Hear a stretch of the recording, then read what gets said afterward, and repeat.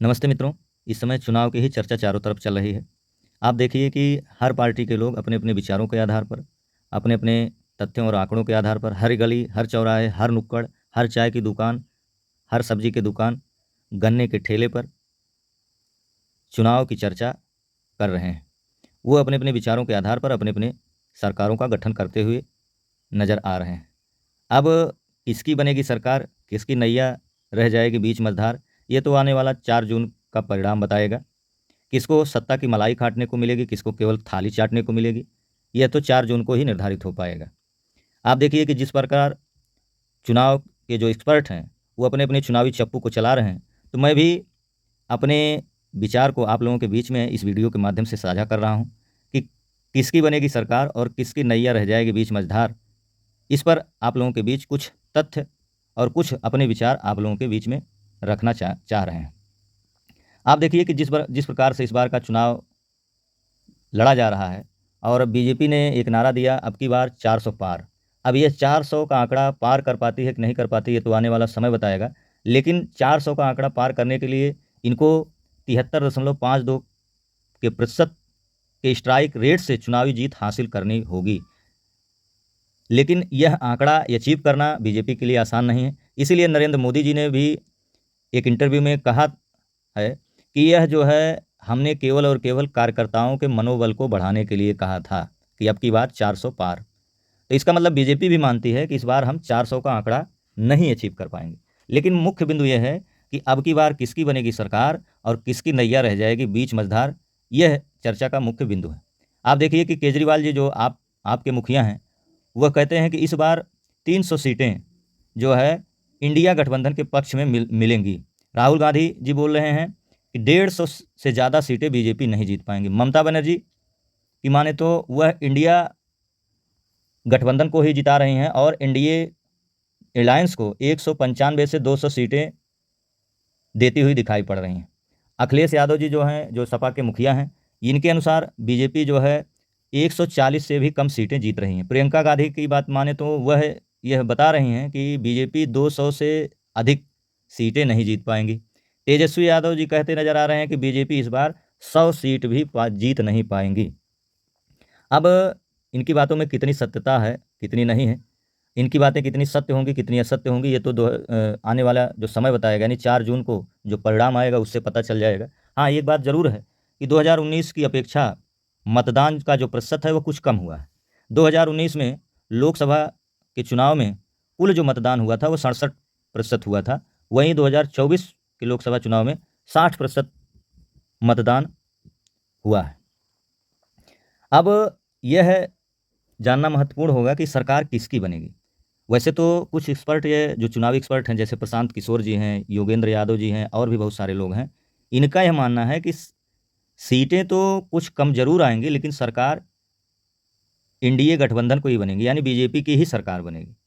ऐसा क्यों है? ऐसा इसलिए है क्योंकि देखिए कि अब पिछले यानी 2019 के लोकसभा चुनाव में आप देखिए कि अगर हम उत्तर प्रदेश की बात करें, तो उत्तर प्रदेश सबसे ज़्यादा लोकसभा सीटों वाला राज्य है। उसमें 80 लोकसभा सीटें हैं, जिसमें 80 में से 62 सीट बीजेपी जीती थी और 2 बीजेपी समर्थित गठबंधन जीता था।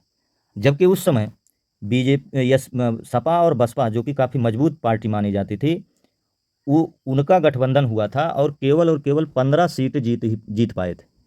इस बार अब ये है कितना इनके आंकड़े ये अचीव कर पाएंगे कि बीजेपी को कितना ये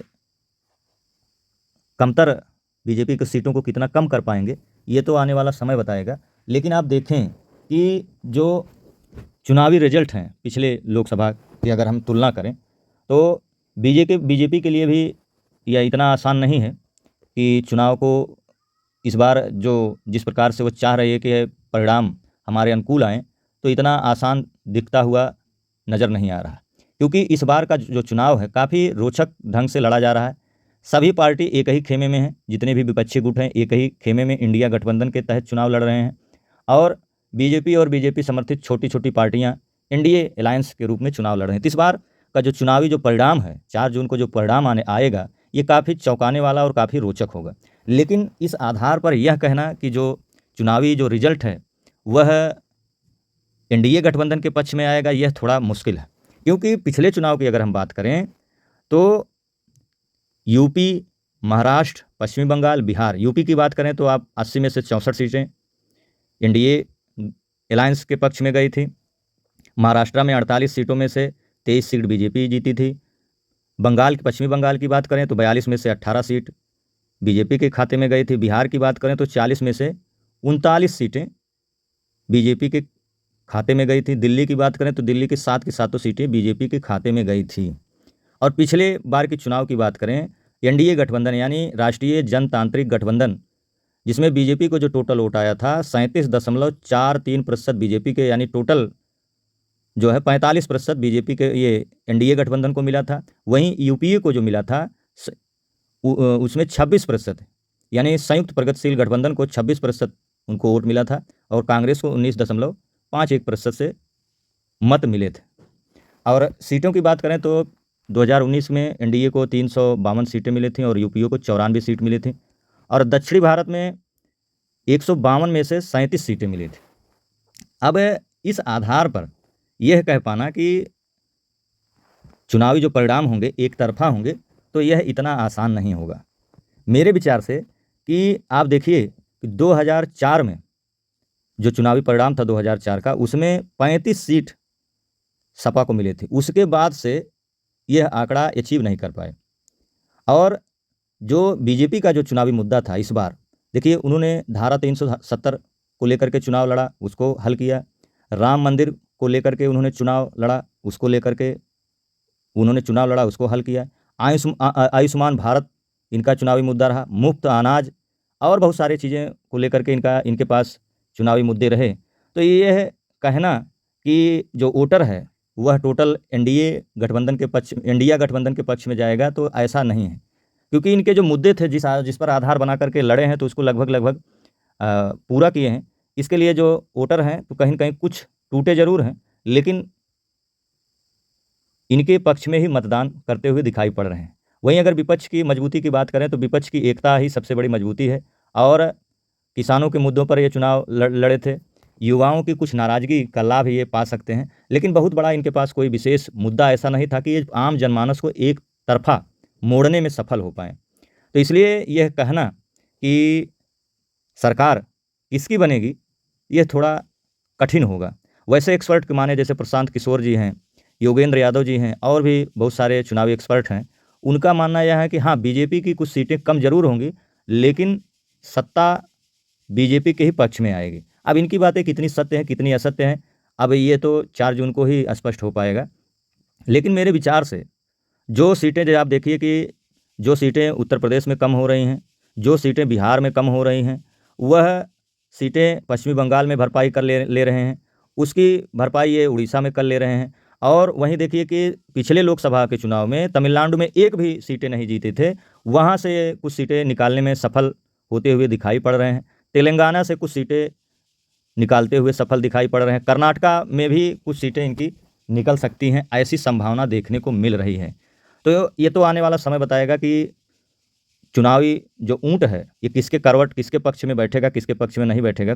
चुनाव सत्ता की जो मलाई है, किसको खाने को मिलेगी, किसको खाने को नहीं मिलेगी, तो ये तो आने वाला समय बताएगा। 4 जून को क्लियर हो जाएगा कि किसके पक्ष में जाएगा, किसके पक्ष में नहीं जाएगा। लेकिन जो ये आंकड़े बताते हैं, इन आंकड़ों के आधार पर यह माना जा सकता है कि सीटें कम ज़रूर हो सकती हैं, लेकिन सरकार बीजेपी की ही बनेगी। और जहाँ-जहाँ इनको कम हो रही हैं सीटें, वो अन्य-अन्य राज्यों में इसकी भरपाई वो करते हुए दिखाई पड़ रहे हैं। और यदि विपक्ष को यानी इंडिया गठबंधन को जीतना है, तो जहाँ-जहाँ बीजेपी की सरकारें हैं, जहाँ-जहाँ बीजेपी का गढ़ माना जाता है, जैसे राजस्थान, मध्य प्रदेश, छत्तीसगढ़, हरियाणा, आपका ये बिहार, इन सब पे सेंधमारी करनी पड़ेगी। यहाँ ज़्यादा से ज़्यादा सीटें अचीव करनी पड़ेंगी, तभी ये सरकार बनाने में सफल हो पाएँगे। नहीं तो अगर वहाँ ये 2019 का रिजल्ट बीजेपी के पक्ष में आया, यानी 2019 को ये रिजल्ट को दोहराने में कामयाब रहे, तो सरकार 100% बीजेपी की बनती हुई नज़र आएगी। अब ये बातें कितनी सत्य होगी, ये तो 4 जून को ही स्पष्ट हो पाएगा। 4 जून को ही दूध का दूध, पानी का पानी हो जाएगा। तो यह कुछ चर्चा जो मैंने आप लोगों के बीच में की है, यदि आप लोगों को अच्छी लगी तो ज़्यादा से ज़्यादा लोगों तक शेयर करें। मेरे विचार यदि अच्छे लगें तो लाइक करें, हो सके तो हमारे चैनल को सब्सक्राइब करें। धन्यवाद। जय हिंद, जय भारत।